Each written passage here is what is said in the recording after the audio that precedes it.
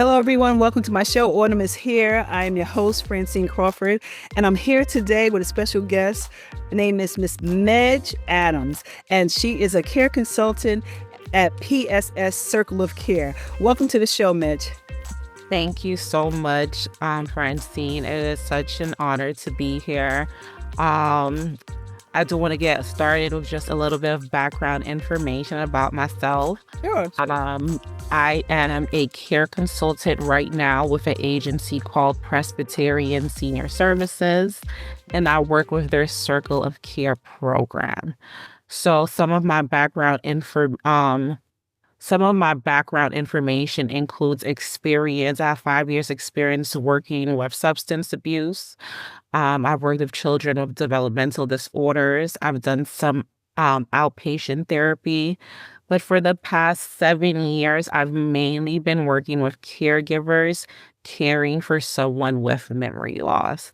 And I'm able to use, my years of experience, my, degree in counseling, psychology, sociology, in order to, cater to those individuals and what their needs are. Okay.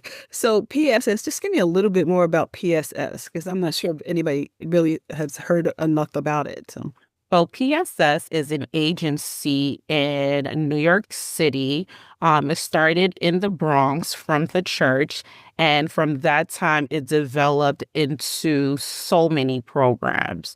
So it mainly focuses on older adults, making their lives more enriching.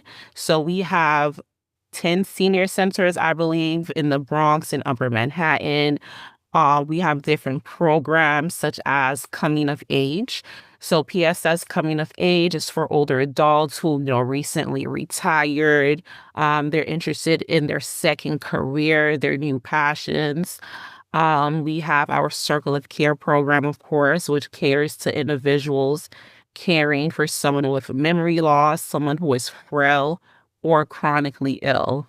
We also offer case management services, NY Connect. So it's an array of different things, but specifically for older adults. Okay. It's very interesting that you've worked around the younger people and different things, and now you're working with seniors. And how do you service them? What services do you give them? Is it different working with seniors? It is. It's very different working with seniors. One thing that I have found is that the seniors are very open to the services, very open versus working in substance abuse, of course. So at PSS Circle of Care, we cater to each of the individuals by creating a care plan for them. So again, I'm gonna start using the word caregiver. And that may sound unfamiliar to some people, but if you are caring for someone who is chronically ill, frail, an older adult, or someone who is experiencing memory loss, we refer to that as a caregiver. Mm. And then the person with the memory loss is a care receiver. Mm. So we offer supportive services such as support groups, one-on-one consultations, advocacy, very similar to what we're doing right now, just being able to get the information out there. We do educational trainings with the caregivers, and we also do wellness events. Mm-hmm. I also want to add that we offer joint enrichment programming. So joint enrichment programming is a little bit more special because instead of just focusing on the caregiver, because we provide the caregiver with the support that they need, we try to include the care receiver. So this is the person who is living with the memory loss. And we always try to make it something fun to create more memories between the two of them. So those are just some of the services that we offer. We're very big on referrals. We help individuals establish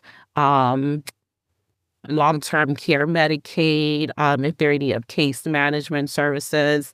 And we also offer temporary respite care. Oh, okay. So it's a lot. This is good. So how do you when you are dealing with people with memory loss, like what have you noticed has been some of the common needs or the common things that um, maybe you think that you have to deal with or people should know about when they're dealing with somebody with memory loss? So one definitely something that people should know about is that the education when it comes to dementia is continuous. Hmm. It's always something new to learn every single day. So, once you get that first educational training and you have a routine set with your loved one with memory loss, and that routine is perfect, next month it may not be the same. The month after that, a year after that, it may not be the same. So one thing I always share with my caregivers at the beginning of their journey is that dementia is progressive. Today may not look like tomorrow. And because of that, you want to keep your ear to the dementia community. You want to keep your ear to the resources, to the educational trainings, to see what's out there and how it can benefit you. So the fact that dementia is progressive and that education is something that you always want to seek when it comes to dementia care. Okay. Okay. Do you have services for caregivers only on site or do you have them virtual also?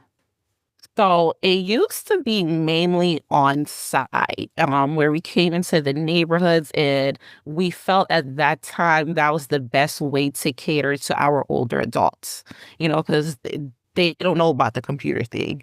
But then COVID happened and there was a big shift. And now I have, a lot of caregivers who join into my caregiver support groups online, my events that I have online, because as a caregiver, you don't even have time for yourself. Mhm. So once you're able to, find the convenience of being able to connect with others online, you don't have to relocate. You don't have to, to set up respite care for your loved one. You can do it from the convenience of your home. That is something that we have continued to offer. So we offer in-person events, we do virtual events, and we also do hybrid events, meaning, they're joining in online and then also from a facility as well, and I'm in person. Can you explain a little bit about respite care? So respite care, it is one of our most popular services. So the way that PSS Circle of Care offers respite care is in two different forms. We offer a home health aide that provides services to the care receiver so that the caregiver can get a break. So that is the home health aide respite services. We also offer adult daycare facility options. And we do this because sometimes the caregiver just needs a little bit of relief in the home. So I need to do some errands. I need to clean up the house. I need to get it together. And in order for that to happen, we offer pickup and drop off to the New York Memory Center. That is a adult day facility in Brooklyn, specifically for individuals with memory loss. So they're specifically trained, to deal with de-escalation and noticing the signs and symptoms and how to work with, care receivers. So we do adult day facility and we do the home health aid. Oh, okay, okay. So I know that people with dementia, they have different levels. I mean, Yeah. so if they're early onset, are there different things that you do with early onset? Do you have them participate in stuff? Because sometimes it's early onset, they're still functional.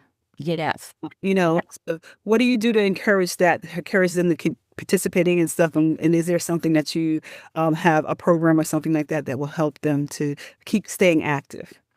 Yes. So, in the early stages of dementia, and a lot of the times, unfortunately, that is not the time where most people get the diagnosis because early stages can easily be confused with old age. Mhm. And then, so with the early stages, we do recommend that the care receivers stay engaged. I like to tell my caregivers if they don't use it, they lose it. Mm. So you do want to promote the care receiver's independence as long as it's still safe. Okay. So whatever task that they're still able to do, crosswords, puzzles, if they're still able to follow a television show that they used to, really enjoy as a child, that is something that they are experiencing and enjoying in the moment. And you want to keep that going. Visits from their grandchildren, going down to the community center, going to church. These are all activities that are encouraged in the early stages, because what you don't want to do is keep that individual isolated. Okay. You don't want to keep them isolated because that may speed up the progression of the memory loss. A lot of the time someone has dementia and then they're older adults, they decide to retire, right? And that daily engagement is no longer there. And so now the family starts to see the signs and symptoms of the memory loss. They were probably already there, but because that individual continued to stay engaged, you didn't notice it. But soon as, that separation happens, they're on their own idle time, it can progress the memory loss. So in the early stages, I always encourage a lot of socializing. Don't skip out on a doctor's appointment. Keep that in the routine. Um, there's a lot you could do in the early stages. And then specifically with PSS Circle of Care, I talked about the joint enrichments a little bit, but joint enrichments are activities where we try to bring in the care receiver. So we've done painting with friends. We've done memory tours at the botanical Busch Gardens in Brooklyn. We've done not Busch Gardens, botanical gardens in Brooklyn. Okay, that's new. I'm thinking about Florida, sorry. It's the summer. We've done pottery classes, we've done cooking classes. So we try to keep the care receiver as engaged as possible, and we encourage it. Okay, okay.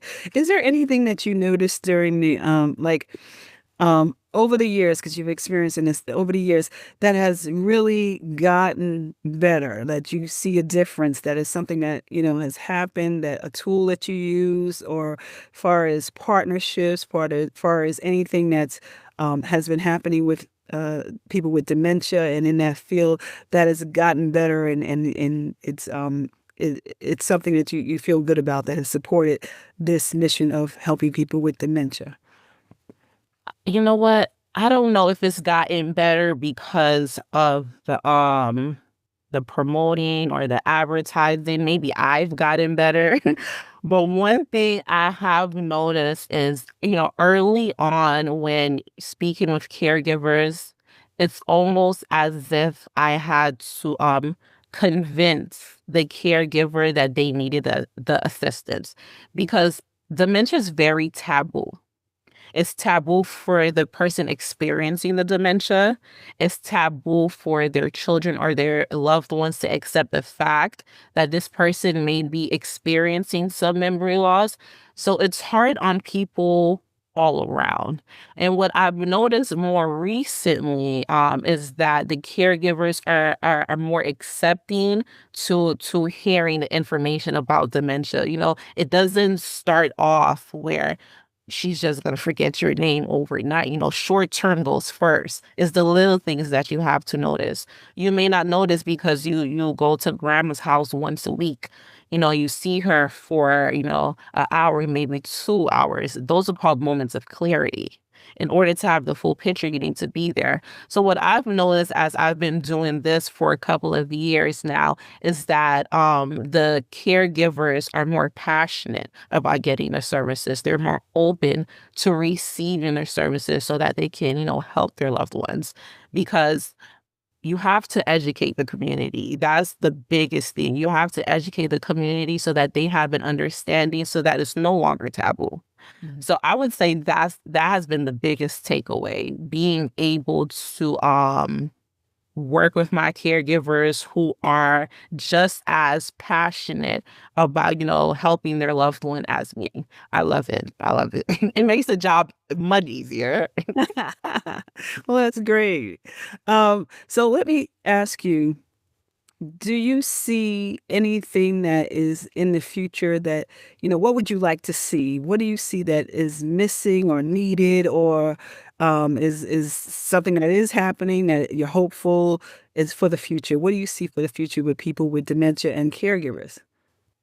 Um, More advocacy, more supportive services, more funding.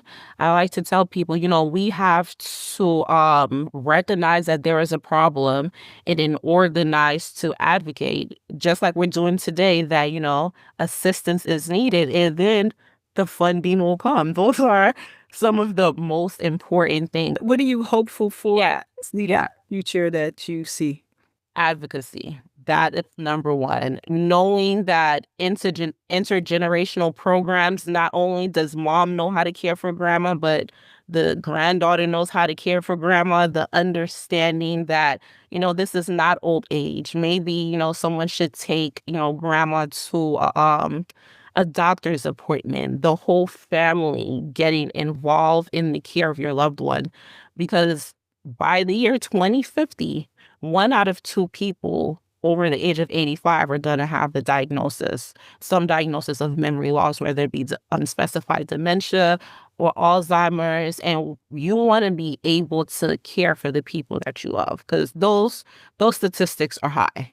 So just everyone getting more involved in dementia no longer being taboo. Mhm. Just know, I mean, that's going to take some time. Right, of course. But just it no longer being something that people are ashamed of.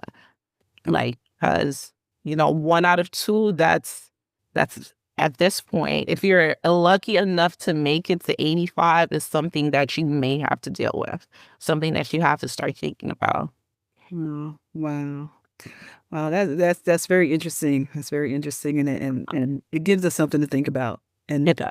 it's true. You want more people to be involved, like the family members, the children, the grandchildren, everybody ahead of time before something happens, so they know what's. Before something happens, yeah. Because once it's happened, and now mom's in the middle stages, everybody is in a panic. And everybody is trying to deal with things their own way. It's something that, we should already have an idea of, what are the things to do. Right. Absolutely, absolutely. Okay, is there anything that you would like the audience to know, something that maybe we missed, or something that you want to share with them that people should know about and should look out for, or that's coming up? Anything else that you would like to share? I just want to go ahead and talk a little bit again about PSS Circle of Care services. If you are a caregiver that's living in either the Bronx, Brooklyn, or Staten Island, there are services out there for you. As a care consultant, we guide you into creating an individualized long-term care plan for yourself. So whatever works for you, we help you to accomplish it. We help you to establish it step by step. If you're someone who lives in Queens, I believe Sunnyside covers that area. And if you're in Manhattan, I believe it's NYU Langone that covers that area. But if you are a caregiver caring for someone with memory loss, there is help out there. You are not in this alone. I know a lot of caregivers feel like they're the only one experiencing, these feelings, whether it be good or bad, because sometimes you have bad feelings of regret. We're all experiencing it. You're not alone. And I do encourage you to just look into the supportive services in your area. Okay, well, that's great advice. Well, thank you so much. I appreciate it, Medge. Appreciate you coming on and sharing, especially telling us about PSS and the things you do and the services that you have. So I really appreciate that. And we're just hoping that more people listen in, and more people get the information, and they are proactive with the care of their loved one. Exactly. So thank you again for being on Autumn is Here. I appreciate it. Thank you, Francine. All right, take care. Bye.